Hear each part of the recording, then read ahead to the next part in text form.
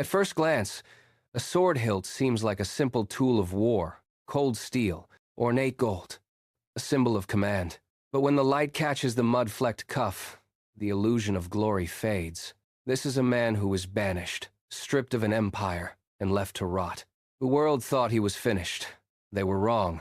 This is the untold story of Napoleon Bonaparte, a man who engineered a comeback. Born in the rugged, wild mountains of Corsica, Napoleon was an outsider. He was a brilliant mind, obsessed with the geometry of artillery. While France burned in the fires of revolution, he saw a ladder. His Italian campaign was a masterclass in speed. He moved like a ghost, shattering larger armies and turning the rules of warfare into dust. He wasn't just winning battles. He was winning the devotion of his men.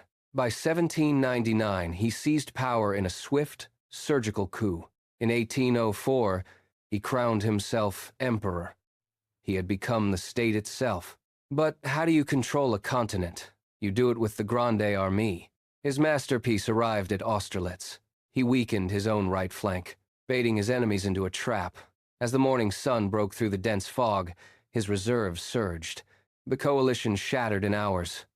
A tactical deception so flawless, it remains a standard of military study today.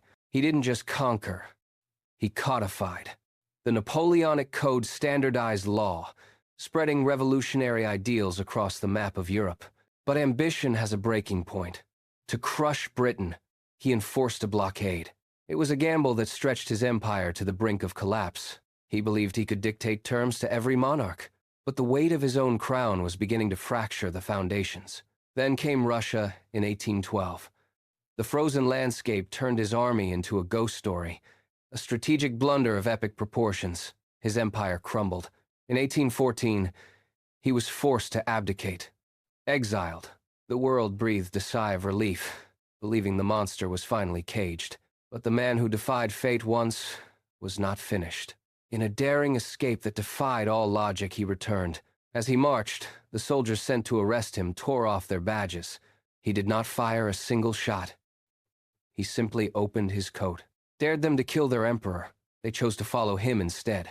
He rode into Paris as an emperor once more, sparking a final, desperate war that would decide the fate of the world. It was 100 days of lightning before the final thunder of Waterloo, the final clash of empires, the weight of destiny. A man against the world, one last time. The end of an era, the beginning of a legend. History is written by those who refuse to accept defeat. Napoleon Bonaparte was more than a soldier. He was a force of nature. His name remains etched in the stone of time, the finality of defeat.